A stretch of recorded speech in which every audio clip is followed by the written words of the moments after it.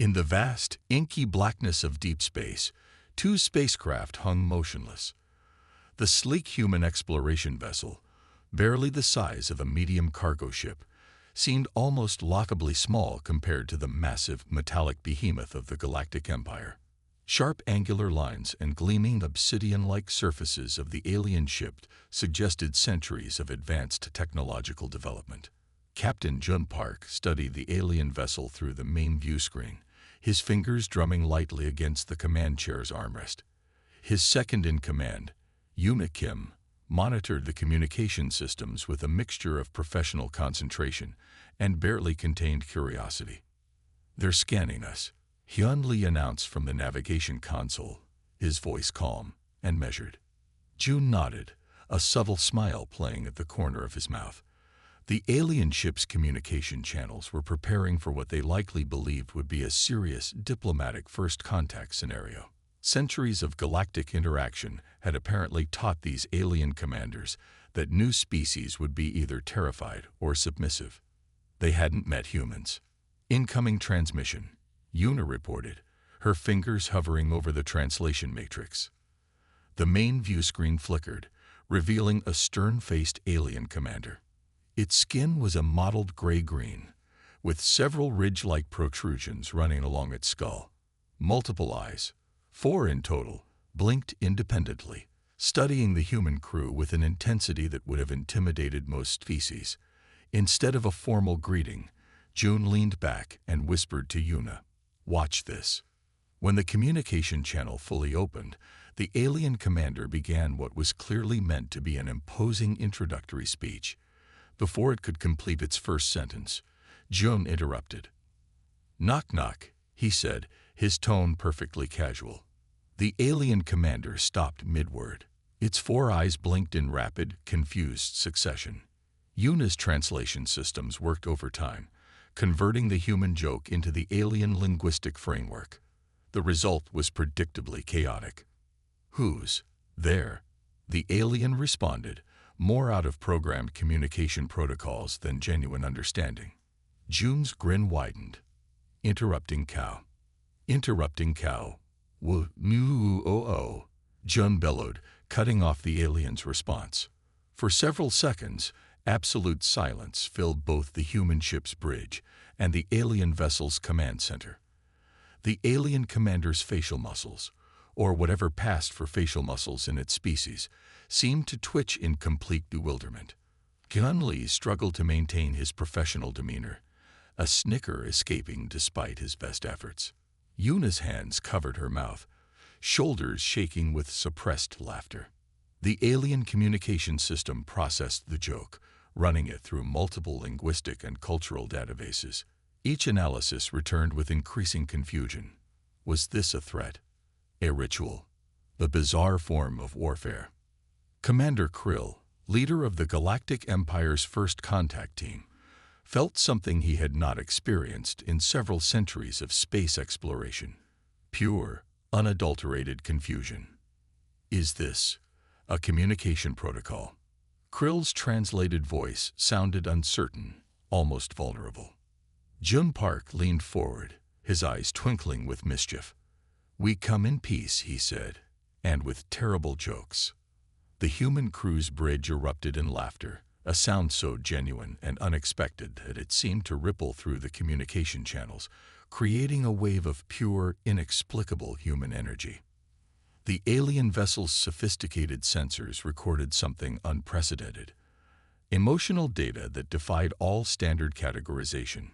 Humor, playfulness, absolute, complete disregard for standard first contact procedures. In that moment, the Galactic Empire realized something fundamental about humanity. They were going to be very, very different from any species they had ever encountered.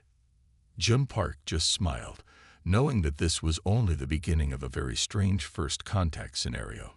The communication systems between humans and the Galactic Empire quickly devolved into a linguistic nightmare. Yuna's advanced translation software, designed to handle hundreds of alien languages, began to short-circuit when confronted with human humor. Commander Krill's frustration grew with each passing moment. The alien diplomatic team had protocols for every possible first contact scenario, except this one. Sarcasm, wordplay, and jokes were completely alien concepts to their rigid, logic-driven communication systems. When June Park casually dropped the classic chicken crossing the road joke, the translation matrix practically combusted. Alien diplomats stared at their screens, heads tilting at increasingly bizarre angles. Their universal translators produced a garbled mess of literal interpretations.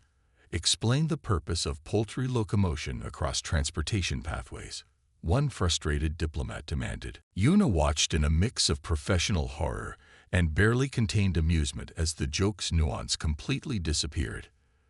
The translation came out as a complex mathematical equation about avian movement and road infrastructure, accompanied by several hundred pages of unnecessary technical documentation. Commander Krill's transmission became a series of increasingly aggressive demands. Provide immediate clarification of your communication intent. Park, completely unfazed, simply grinned. He understood exactly what was happening. Human humor was becoming an unintentional weapon of mass confusion. The alien communication systems began to overheat. Sophisticated algorithms designed to interpret complex interstellar languages simply could not process the layers of human comedy. Sarcasm appeared as a critical error. Wordplay triggered emergency shutdown protocols. On the human ship's bridge, Hyunli watched the alien diplomat's increasing confusion with professional restraint. His hands gripped the navigation console, shoulders shaking with barely contained laughter. "Sir," Yuna whispered to Park, "I'm not sure our translation systems can handle this much longer." Park winked. "That's exactly the point." Each attempt to explain the joke only made things worse. The more the humans tried to clarify, the more confused the alien diplomats became. What was supposed to be a serious first contact scenario had turned into a comedic nightmare for the Galactic Empire. Alien technicians frantically tried to recalibrate their communication systems. Warning lights flashed. Complex computer networks tried to make sense of human humor, only to collapse under the weight of incomprehension. Commander Krill's transmission became a series of increasingly desperate requests. The once proud leader of the Galactic Empire's diplomatic corps was now reduced to practically begging for understanding. "Why do we as the avian creature traverse the roadway?" The transmission blared, each word emphasized with growing frustration. Park leaned back in his command chair, a picture of relaxed amusement. "To get to the other side," he responded simply, knowing full well the complexity this simple phrase would create. The translation systems practically screamed in digital agony. Layers of meaning, cultural context, and comedic timing crashed against the rigid walls of alien linguistic protocols. Somewhere deep in the Galactic Empire's communication network, something fundamental was changing. The humans had introduced a concept so bizarre, so completely outside of established communication frameworks, that it threatened to rewrite everything the aliens understood about interspecies dialogue. Yuna caught Park's eye. A silent communication passed between them, a shared understanding of the beautiful chaos they were creating. The universe watched, bemused, as humanity's first true interaction with the Galactic Empire dissolved into a comedy of errors that would be remembered for generations to come. Commander Krill had no idea that this was just the beginning of humanity's most powerful weapon, the ability to completely confuse any civilization through the sheer power of terrible jokes. The massive holographic display flickered to life, showcasing the Galactic Empire's most advanced weapon systems. Commander Krill believed this demonstration would finally establish their technological dominance and intimidate the human crew into submission. Massive energy cannons materialized in three-dimensional projection. Quantum disruptors gleamed with an unearthly blue-green light. Complex targeting systems rotated with mathematical precision. Each weapon represented centuries of advanced alien engineering, designed to obliterate entire planetary systems with a single discharge. Hanley, the human navigation specialist, sat at his console, His fingers hovered near the communication panel, a mischievous glint in his eyes. As the alien commander began explaining the intricate details of their weapon technology, Hyun started making increasingly ridiculous sound effects. At first, it was a soft pew-pew under his breath. Then gradually, his sound effects became more elaborate. When the quantum disruptor was described, Hyun made an exaggerated bzzzzck boom sound, complete with dramatic hand gestures. His colleagues tried to maintain professional composure, but tension quickly transformed into suppressed giggles. The alien weapon presentation continued, now accompanied by Hyun's increasingly absurd sound effects. Whoosh, he would say when an energy beam moved. Boing, when a targeting system adjusted. Each sound more childish and ridiculous than the last. Commander Krill's 4 eyes blinked in total confusion. The translation system struggled to interpret these unexpected audio interruptions. Was this some form of human warfare? A ritual? A communication protocol?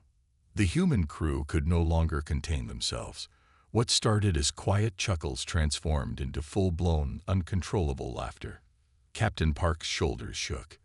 Yoona Kim covered her mouth, tears of laughter streaming down her cheeks. Hyun continued his performance, now adding dramatic mime movements to his sound effects. He pretended to be the weapons, moving his hands like a child playing with imaginary spaceships, complete with explosion sounds and ridiculous trajectories. The alien diplomats froze. Their sophisticated holographic presentation was being systematically dismantled by pure, unadulterated human humor. Commander Krill's transmission became increasingly frustrated. Explain the purpose of these auditory and repeations. But the humans couldn't answer. They were laughing too hard. In that moment, the Galactic Empire realized something fundamental. Human beings were not impressed by technological displays. They found humor in everything, even the most serious situations. The weapon demonstration, meant to be a show of strength, had become a comedy routine. The most advanced technological system in the galaxy was being mocked by a human making silly noises. Hanley made one final sound, a combination of a raspberry and an explosion, and the human crew erupted into a symphony of laughter that echoed through the communication channels. The universe watched, bewildered, as humanity introduced a new form of interstellar communication. Pure, unfiltered comedy. The Galactic Empire's military command center had never experienced anything like this. What began as a standard first contact scenario had transformed into something entirely unexpected. Human humor was proving to be more destructive than any weapon in their arsenal. Alien military strategists began analyzing the psychological impact of human comedy. Their initial studies revealed something terrifying. Laughter could be a weapon more powerful than any quantum cannon or energy disruptor. Commander Krill assembled a special task force to understand this bizarre human phenomenon. Sophisticated computer systems worked overtime, attempting to decode the complex algorithms of human jokes, sarcasm, and comedic timing. The first casualties were the Empire's most serious commanders. These were individuals who had spent centuries maintaining strict emotional control. They had faced galactic conflicts, planetary destructions, and complex diplomatic negotiations without so much as a muscle twitch. But humans were different. Captain Jun Park began sending carefully crafted comedy transmissions. Each joke was like a precision-guided missile of pure confusion. The alien communication system struggled to process the multilayered humor. One particularly effective transmission involved a complex joke about workplace bureaucracy. The joke was so absurd, so perfectly constructed, that it caused 3 high-ranking alien commanders to experience simultaneous emotional meltdowns. The first commander simply stopped speaking mid-sentence. His 4 eyes blinked rapidly. Then he began to twitch uncontrollably. Tears, something never before seen in his species, began to stream down his face. The second commander's communication systems started producing random noise. What began as a professional transmission devolved into what could only be described as digital laughter. The third commander simply collapsed, overwhelmed by the pure absurdity of human communication. Alien psychologists were baffled. Their most advanced psychological defense mechanisms were completely ineffective against human humor. Each joke was like a mental virus, spreading confusion and breaking down rational thought. Yoona Kim and Hyun Lee watched the chaos unfold with professional curiosity. They understood something the aliens did not. Humor was a survival mechanism for humans. It was how they processed complex emotions, dealt with stress, and maintained psychological flexibility. The Galactic Empire's most advanced war rooms became battlegrounds of comedy. Transmission after transmission revealed the true power of human wit. Sarcasm became a weapon more devastating than any physical attack. Military strategists began to realize a terrifying truth. Humans could potentially conquer entire civilizations without firing a single physical weapon. Their ability to cause psychological breakdown through pure comedy was unprecedented. Captain Park's transmissions became increasingly sophisticated. Each joke was carefully crafted to maximize confusion and emotional impact. The aliens found themselves unable to develop any meaningful defense strategy. Diplomatic protocols collapsed. Communication systems overloaded. The most serious military structure in the galaxy was being dismantled by laughter. One particularly devastating transmission involved a multi-layered pun about interstellar travel and dairy products. The joke was so complex, so perfectly constructed, that an entire command center went silent for hours. The Galactic Empire was experiencing something entirely new: psychological warfare through pure, unfiltered human humor. As the chaos spread, one thing became clear: humanity was not just another species to be categorized or conquered.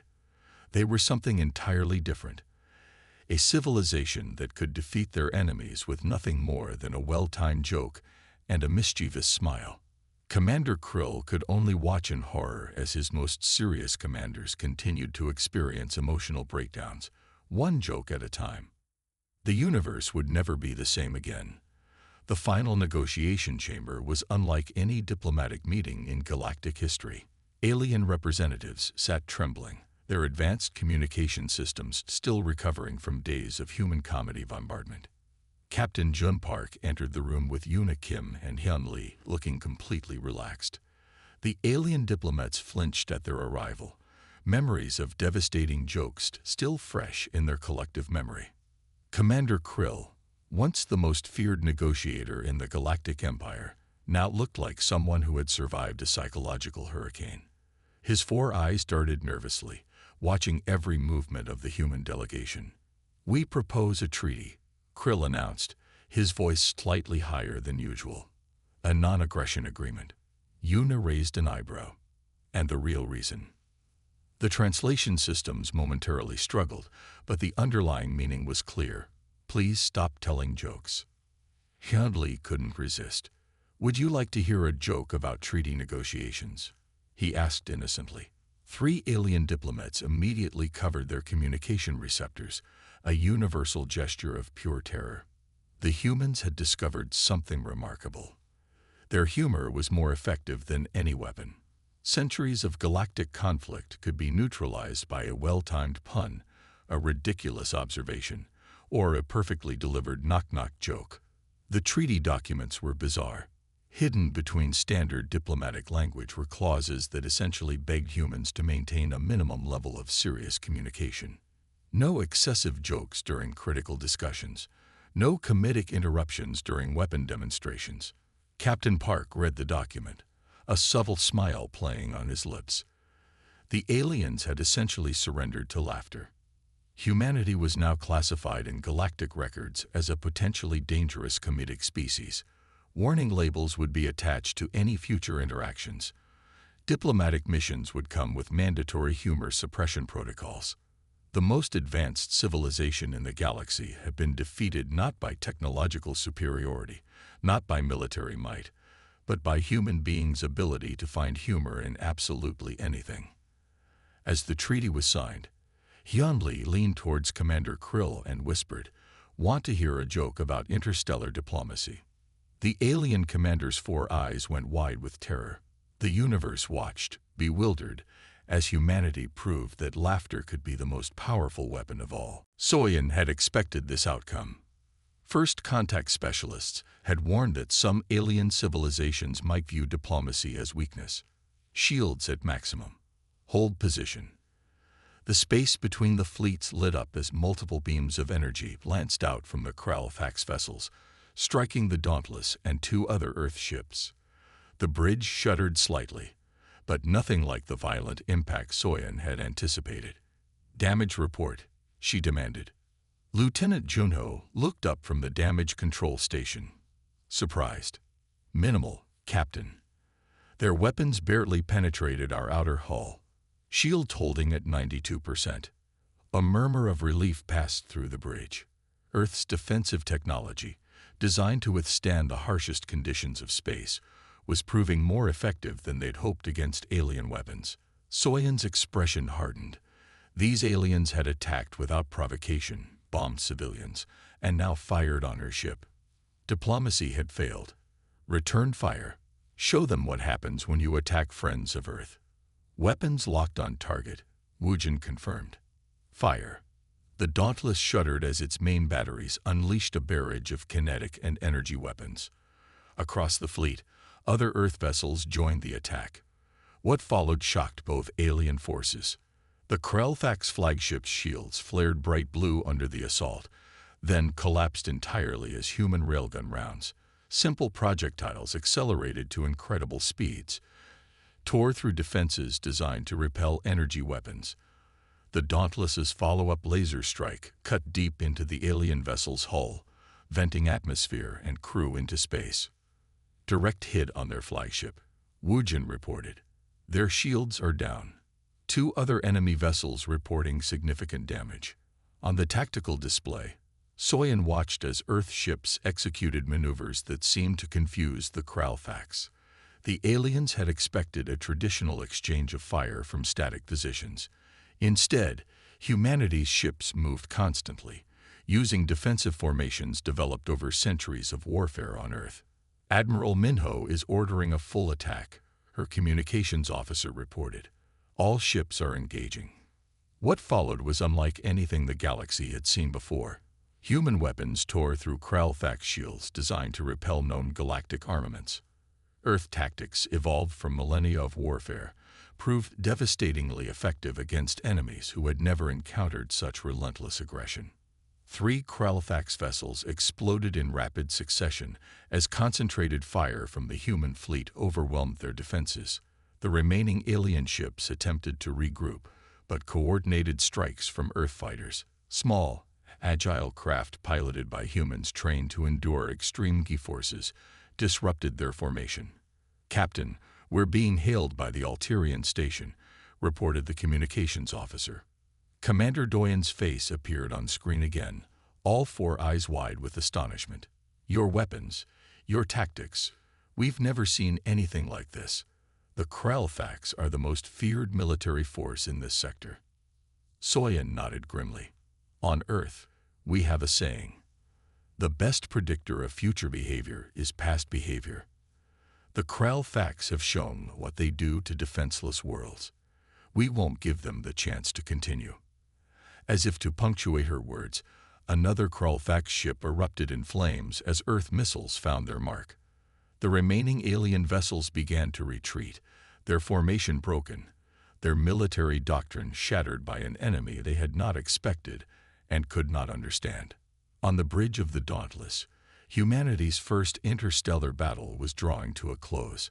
They had come to save an alien civilization and found themselves revealing a truth that would soon spread throughout the galaxy. The Deathworlders of Earth were a force unlike any the stars had seen before. The Grand Hall of Harmony on the Alterian homeworld had never hosted beings from a death world before. The environmental systems worked overtime, creating a separate bubble of atmosphere around the human delegation, not for the aliens' protection, but for the humans. The air breathed by Alterians contained trace elements that would slowly poison a human lung. Admiral Minho Kang found it amusing that his hosts considered their world dangerous to humans, when the reverse was more accurate. The Alterian gravity was so weak that he felt like he could jump 10 meters high. The room temperature, considered comfortable by Alterian standards, had him sweating through his formal uniform. The diplomatic summit had been hastily arranged following the battle at Novus Prime. 3 days of fighting had driven the Kralfax from the Alterian colony world. 7 Kralfax warships destroyed, the rest retreating to the Empire's borders. A clear victory for Earth's first military action beyond its solar system. Now came the harder part. Peace. Elder Tahoe, the eldest member of the Alterian High Council, sat across from the human delegation. His blue skin had faded to a pale lavender with age, and the 4 eyes that dominated his face blinked in sequence as he studied the humans. "You fight like no species we have encountered," said Elder Tahoe, his voice translated through the communication devices developed by both species scientists. "We are grateful, but also concerned." Admiral Minho understood the unspoken question. The Alterians had just witnessed humanity's capacity for violence. They had seen Earth ships tear through defenses that had kept the Alterians subjugated for generations. They were wondering if they had traded one threat for another. Humanity evolved fighting. The elements, predators, disease, and ourselves, Minho admitted with a gentle smile. But we also evolved compassion, art, and a desire for peace. Ambassador Minji Kim, Earth's chosen diplomatic representative, nodded in agreement. Our history is filled with conflict, yes, but also with healing, with building, with dreaming of better worlds. She gestured to the data tablet before her. We've brought not just weapons but medicine, art, music, the full spectrum of human achievement. The Alterians whispered among themselves, their translator devices switched off for privacy. Minho used the pause to observe the other aliens in the room. Besides the Alterians, representatives from 3 other species had been invited to observe the historic meeting, the first formal alliance between Earth and an alien civilization. The Vordai, Methane brothers who looked like tall, thin humanoids with reflective skin, stood in their sealed environmental chambers. The Palaxians, a species evolved from avian ancestors, perched on special seats accommodating their unusual body structure. The Tundrae, silicon-based life forms who moved with deliberate slowness, occupied the back of the hall. All watched the humans with a mixture of curiosity and caution. News of the battle at Novus Prime had spread quickly through nearby star systems. Elder Tahoe finished his consultation and reactivated his translator. "We believe in your peaceful intentions, Admiral, but the fact remains that your natural capabilities are disturbing to many galactic species." "I understand," Minho replied. "On Earth, we have creatures with natural defenses so deadly that other animals give them wide space. Bright colors, distinctive sounds, warnings to stay away. Perhaps humans seem this way to you." "An apt analogy," said Elder Tahoe, his upper eyes blinking in what the humans had learned was a sign of agreement. "But unlike those creatures, you seek engagement rather than isolation." Commander Doyen, who had coordinated with the human fleet during the battle, stepped forward. His military uniform bore new scorch marks, evidence of his participation in the ground combat alongside human marines. "The Kralfax are spreading stories," warned Commander Doyen. "They call you the predators from the poison world and gather allies against you. Our intelligence suggests they have never faced such a decisive defeat. Their empire spans 12 star systems, and they will not allow this loss to stand unchallenged." The hall fell silent. The implications were clear. The Kralfax would return, and they would bring reinforcements. Ambassador Minji exchanged glances with Admiral Minho before responding. "Then we'll need allies of our own," she said, her voice firm but friendly. "Our protection in exchange for your technology and knowledge of this galaxy." She gestured to the document displayed on the central holographic projector, a formal alliance between Earth and the Alterian worlds. "This agreement benefits both our peoples.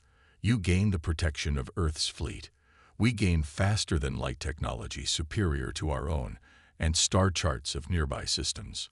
Elder Teho considered this. And what of cultural exchange? We have 7,000 years of recorded history, art that spans the spectrum of light, music composed to harmonize with the stellar frequencies. Minji smiled. We have rock and roll. This required some explanation from the translators, but soon the Alterians were nodding in understanding. The concept of cultural exchange seemed to ease tensions more than any military or technological discussion. There is one more matter, said Commander Doyen. Our scientists have analyzed your biology more thoroughly. Your ability to endure pain, to continue functioning despite injury, to process toxins that would kill most species. These are valuable traits.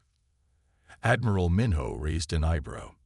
You want our soldiers? No, said Elder Teo quickly. We want your healers. Your immune systems adapted to fight diseases that would devastate our populations. Your medical knowledge evolved from treating beings who can survive trauma long enough to be healed. This was unexpected. Minho had anticipated requests for weapons, for training in Earth warfare tactics. Instead, the Alterians wanted Earth's doctors. We can arrange that, he said. Medical personnel, scientific advisors, cultural attaches. The negotiations continued for hours, covering everything from trade agreements to communication protocols to the establishment of Earth embassies on Alterian worlds. By the end, both sides were satisfied with the terms. As representatives from both species approached the document, Ambassador Minji placed a small box on the table. On Earth, historic agreements are often signed with special implements, pens filled with ink. She opened the box to reveal several elegant writing instruments. We brought these as gifts to mark this occasion. The Alterians were touched by the gesture. One by one, representatives from both worlds signed the alliance document, the first formal agreement between Earth and another intelligent species. As the ceremony concluded, Intelligence Officer Jae-yun approached Admiral Minho with a data tablet. His expression was grave. Sir, long-range scans show the Kralfax assembling a massive fleet, he reported quietly. They're coming back, and bringing friends. Minho took the tablet, studying the images. The Kralfax had gathered 3 times the number of ships they'd deployed at Novus Prime. More concerning were the unfamiliar vessel designs mixed among them. Allies from other aggressive species. He looked up at the hall filled with representatives from peaceful worlds, all now looking to Earth for protection. Humanity's first steps into the galactic community had been as warriors. Now they would need to be both shield and sword for their new allies. Send word to Earth, he told Jae-yun. We need reinforcements, and tell Captain Kim to prepare the fleet for battle. As the celebration continued around them, the humans knew that their true test in this new alliance was yet to come. The galaxy was watching to see if the Deathworlders would stand by their promises when the full might of the Kralfax Empire came for revenge. The skies above the Alterian homeworld filled with starships. The Kralfax Armada emerged from hyperspace in waves. First their heavy destroyers, then battlecruisers, and finally the massive dreadnought carrying Warmaster Krazak himself. Following them came ships of allied species who had joined the Kralfax cause, either through fear or the promise of sharing in the spoils. The final count was grim.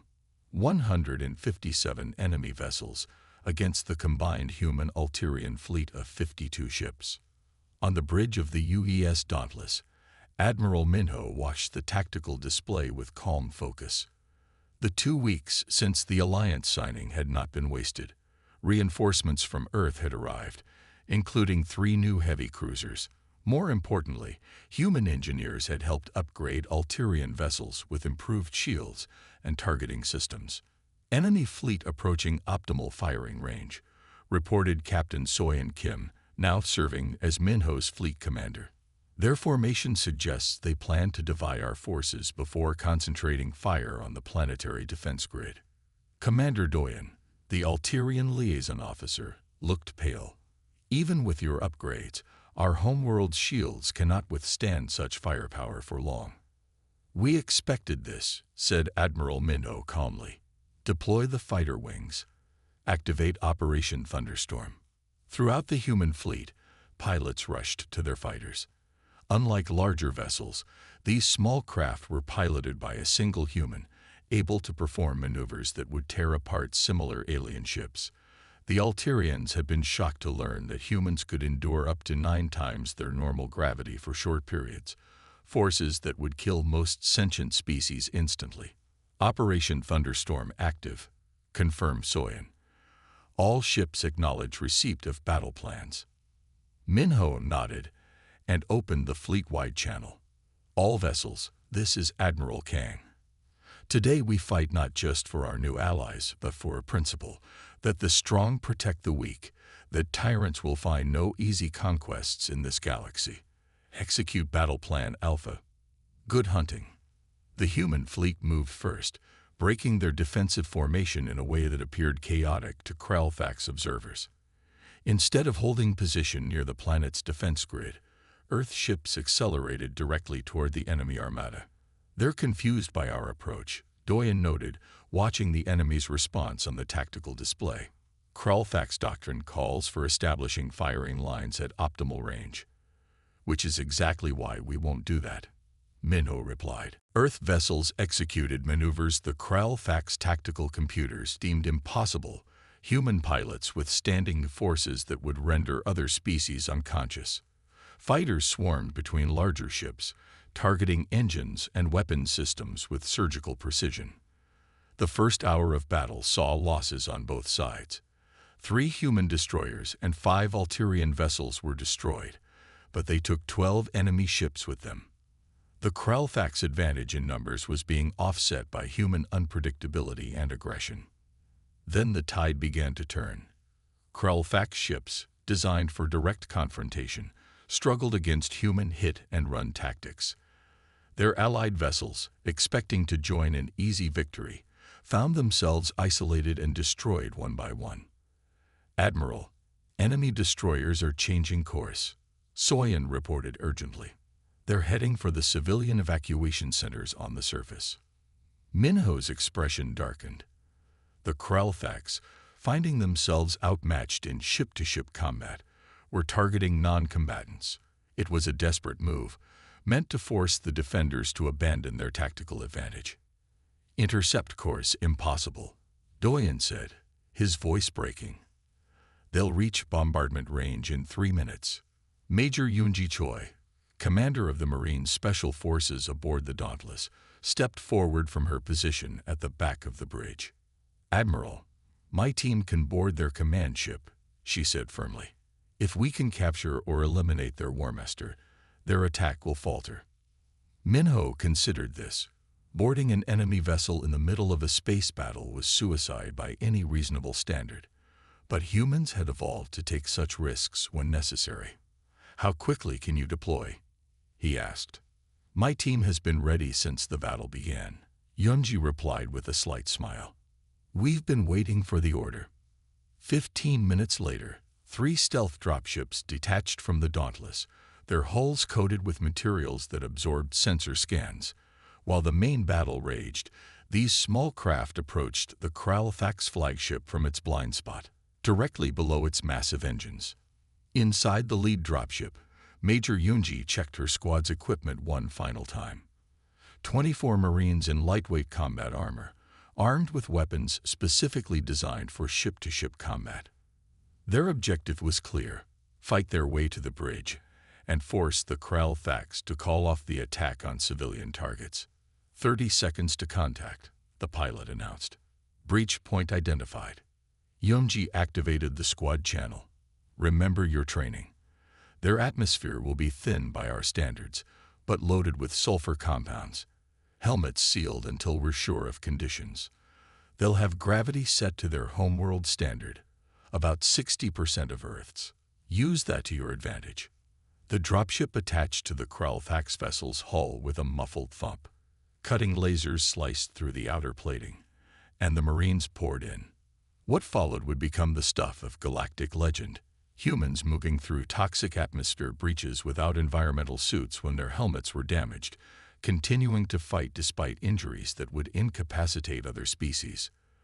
The Krell-Thax security forces, used to intimidating physically weaker species, found themselves outmatched in close combat by creatures evolved on a high-gravity world.